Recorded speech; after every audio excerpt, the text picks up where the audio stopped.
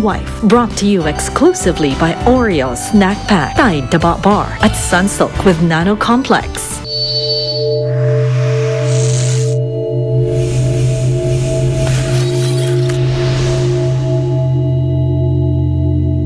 Totoo ba sinasabi ng babaeng to, ha? Buntis siya? Oo, ate. Nagdadalang tao siya. Sinasabi ko na nga ba eh? Ha? Hindi dapat pinagkakatiwalaan yung lalaking yan eh. Bakit kasi nagpapauto ka pa? Sige, pagsabihan mo nga yung kapatid mo, para naman matauhan yan at umalis na yan dito. Babae ka, ha? Ate! Pakalandi mo rin, ano, ha? Patay na kaibigan ko. Pinalitan nila ang mukha ko ng mukha ni Lawrence. Yun ang dahilan kung bakit di ko maiwan si April kahit si Vivian talaga ang mahal ko. Mahal ko si Arthur. Kasal ako sa kanya. Siguro kung hindi ganito yung sitwasyon natin, pwede pa tayong maging magkaibigan. Pero pareho natin alam ang katotohanan. Hindi tayo pwede maging magkaibigan. Dahil magkaribal tayo. Magkaagaw para sa atensyon at pagmamahal ni Lawrence. Anong ginagawa ko dito, ha? Hindi mo alam? Pwede ba? Pagka maang-maangan dyan, alam mo kung anong problema. Mag-usap tayo sa labas. Ngayon na, ha? Kung ayaw mo mag-eskandalo ko dito.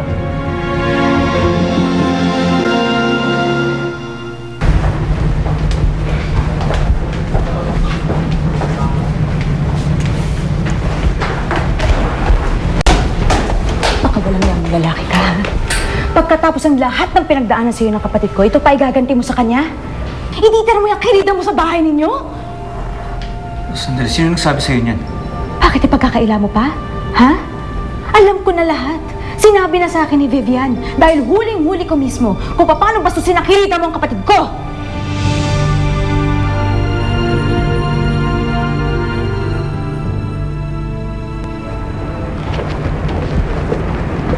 Cesar.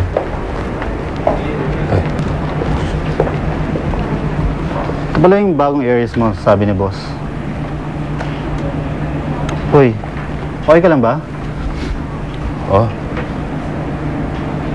Anong nangyari? Hindi lang ako makapaniwala sa nalaman ko tungkol kay Lawrence. Bakit? Anong nalaman mo? Wala na siya. Ha?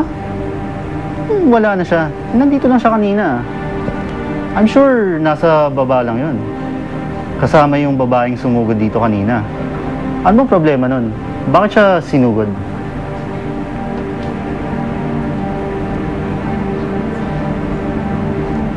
Bahala ka na nga.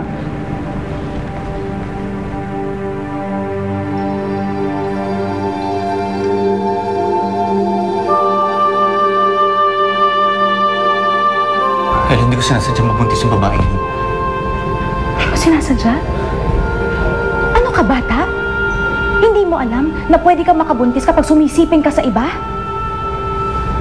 Hoy, lalaki, binabalaan kita, ha? Palayasin mo yung babaeng yan sa bahay ninyo dahil kung hindi, magsusumbong talaga ako kay Itay. Huwag mong gagawin yun. Ilalayo niyo sa akin ang pamilya ko. Dapat lang silang ilayo sa'yo dahil wala kang kwentang tao. Alam mo ba yun, ha? Magpasalamat ka. Si Vivian mismo nakiusap sa akin, huwag muna magsalita kay Itay. Kaya binibigyan kita ng 1 linggo. 1 linggo lang, Lawrence, ha? Para ayusin tong gusot na to.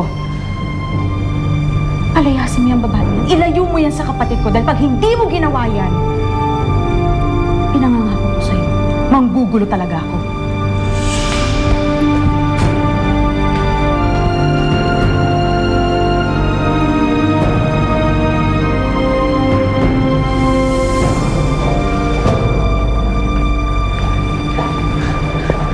Nasaan si Cesar? Hindi ko alam, Lawrence, eh. Bigla na lang siyang umalis. Mukhang tuliro. Di ba niya sinabi ko saan siya pupunta? Hindi, eh. Hindi ko alam kung saan siya nagpunta. Di ba mag-best friend kayo?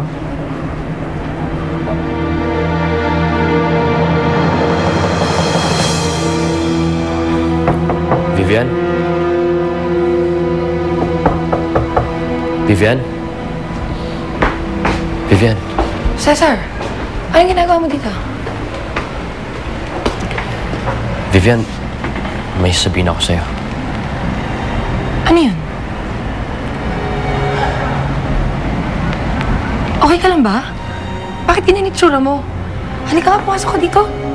Mukhang problemado ka. Ano yung sasabihin mo sa akin?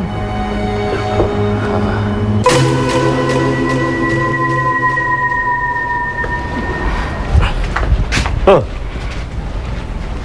Tayo. tayo mana po.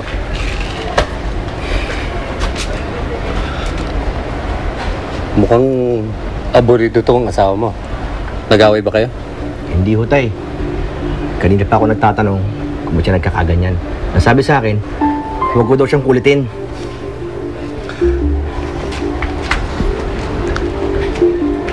Ano bang problema mo, anak? Malaki, tay. Pero tay, huwag niyo muna akong tatanong ngayon ha, kasi nakapangako ako eh. Kanino?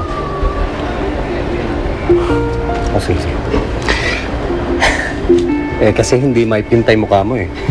Ano ba gumugulo sa'yo? Basta tay, huwag mo na po ngayon. Okay. Tingnan ko muna kung matinong kausap yung mga kausap ko dahil pag hindi na talaga naayos yung gusot nila, talaga makikialam na ako. Pasok mo lang ako.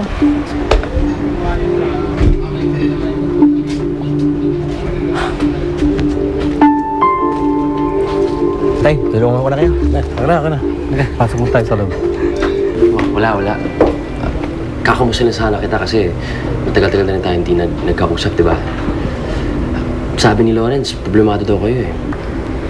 Sinabi mo pa. Paano kami hindi magiging problemado? Nandito yung babae niya. Ewan ko ba dyan sa kaibigan mo? Hindi ko maintindihan. Nagbago nga. Hindi na niya ako sinasaktan, pero eto naman yung pinalit niya. Makakabuntis siya ng babae at yung pinili pa niyang babae, asawa ng una kong nobyo. Nakakapikon. Cesar, kung tanga-tanga ko talaga. Piruin mo. Napaniwala niya ako na magbabago siya. Natitino siya.